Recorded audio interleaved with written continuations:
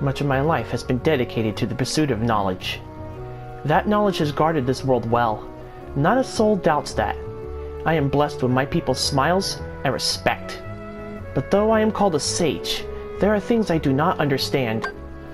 I believe darkness sleeps in every heart, no matter how pure. Given the chance, the smallest drop can spread and swallow the heart. I have witnessed it many times. Darkness. Darkness of the heart. How is it born? How does it come to affect us so? As ruler of this world, I must find the answers. I must find them before the world is lost to those taken by the darkness.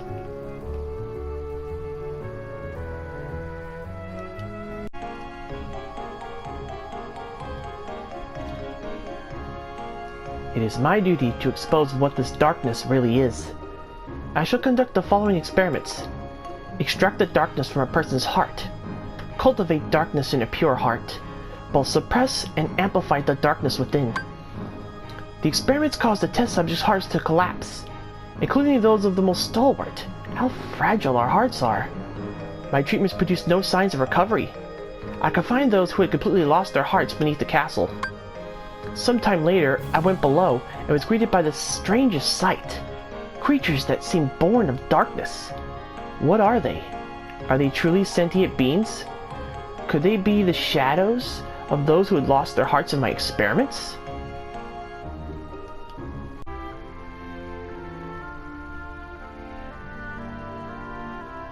The shadows that crawl beneath the castle, are they perhaps the people who lost their hearts?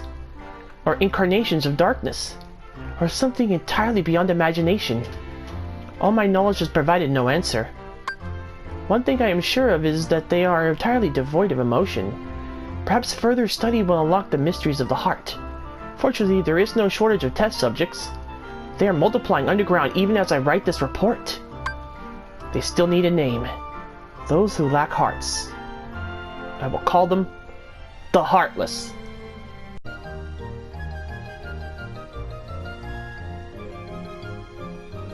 The Heartless appear in groups, and are multiplying rapidly. I provided them both living and non-living samples. They've responded only to the living. They seem to multiply after absorbing something from the living creatures. Their prey vanishes without a trace. I believe the Heartless are taking hearts. They are born from those who've lost their hearts, and thrive on hearts seized from others. The hearts taken by the Heartless become heartless themselves. Though I lack proof, I am confident in this hypothesis. I must also study their behavioral principles. Though they lack emotions, they do seem to have some intelligence. How to communicate with them? It just occurred to me. Could they be the darkness in people's hearts?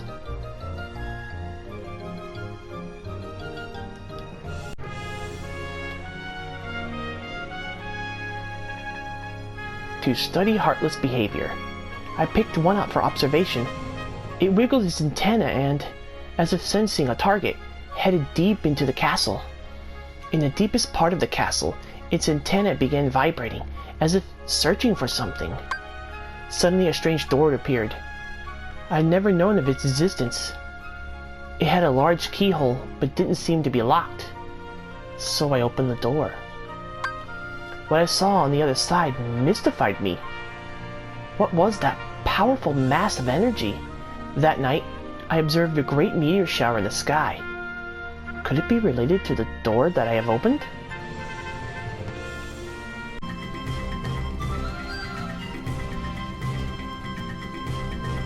A massive core of energy lay beyond the door sought by the Heartless. It may well be the ultimate goal of all Heartless. But what is that energy? I have devised a hypothesis, based upon my observations of the Heartless. The Heartless feed on others' hearts, and they yearn for the energy core. That thing beyond the door must be a heart too. The heart of this world. There is no proof, but having felt that immense energy, I am certain. That was the heart of the world. The Heartless are trying to take hearts not only from all living creatures, but from the world itself. But what do they mean to do with the heart of the world?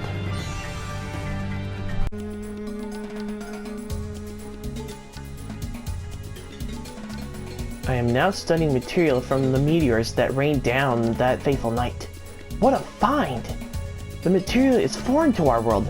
It is elastic to the touch, and when two pieces are combined, they bond easily. None of the records I've scoured even mention such a substance. Was it introduced to this world when I opened that door? I wonder how many other such materials drift through the atmosphere of this tiny world. I wish I could soar off and find out. Could there be uncharted worlds up there? My curiosity never ceases to grow. But I should stop speaking of such unrealistic dreams. For now, there is no way to venture outside this world. My people and I are all but prisoners of this tiny place. There is no doubt that the heartless are deeply connected to people's hearts. Further study may unravel both their motivations and the mysteries shrouding the heart. As a start, I have built a device that artificially creates heartless. By recreating the conditions that spawn the heartless naturally, I should be able to produce them artificially. This device is the culmination of all my research thus far. The machine's test run successfully created a heartless. This may be a step toward creating a heart from nothing. The artificially and naturally created heartless show nearly identical traits, but the two types should remain distinct for the purposes of this experiment, so I will mark the ones that are created artificially. Simply astonishing. Today I had a guest from another world. He is a king, and his vessel is built of the material that composed the meteors. He called the pieces gummy blocks. It seems that my opening the door has opened a path to interworld travel. We talked for countless hours, but one story in particular caught my interest, that of a key called the Keyblade. The Keyblade is said to hold phenomenal power. One legend says its wielder saved the world, while another says that he wrought chaos and ruin upon it. I must know what this Keyblade is. A key opens doors. It must be connected to the door that I have opened. Just as people have hearts, so do worlds. The same can be said of the stars in the night sky. And deep within each world lies a door to its heart. The heartless desire those hearts. Born out of the darkness in people's hearts, they seek to return to a greater heart. Yes, that's it. The heartless come for people's hearts, as does the darkness. Is the core of the world's heart the world of the heartless? I will pursue the answer there, and become all-knowing. My path is set. I shall seek out the wielder of the Keyblade and the princesses. My body is too frail for such a journey, but I must do this. I will cast it off, and plunge into the depths of darkness. Opening the door to a world's heart causes its walls to crumble. These fragments are seen as shooting stars. This explains why these gummy blocks can travel freely to other worlds. I know the catalyst of this collapse, the appearance of the heartless. However, it will take time to search out the world's doors, and to retrieve each heart. Furthermore, the doors can be locked using a Keyblade, making the heart forever unattainable. I must take action before the wielder of this key appears in this world. If the princesses and the Keyblade are connected, they should resonate. I've chosen a girl. I don't know if she holds the princess's powers, but I will find out. She may lead me to the key bearer. I shall set her free and observe. The body is gone. The heart should have returned to the heartless, and yet, nothing. This one is unlike any other. Its memories remain, and it has yet to take the form of a heartless. A close eye must be kept on the situation. Much is still unknown. To get to the realm of darkness, one must go through the doors of Kingdom Hearts, the place where the world's hearts connect. Beyond this world is a place in which darkness reigns. Details should be archived in a separate report. There are many worlds in existence, some of which we know nothing about. The world in which we live, the realm of darkness, the realm of light, and the world in between, wherein lies true nirvana. Where does the body go when it separates from the heart? If the soul remains within the body, is it still considered to be deceased? When the heart returns to the heartless, the physical form disappears. But that is merely true in this world. Perhaps the body exists in another form in another world. If that's the case, then it is possible for one to exist in two worlds. A being that is neither darkness nor light, belonging nowhere, abandoned by its heart, a mere shell of its former self. The relation between the heart and body is complex. However, I am certain that if your self exists here, then by definition, the other cannot truly exist.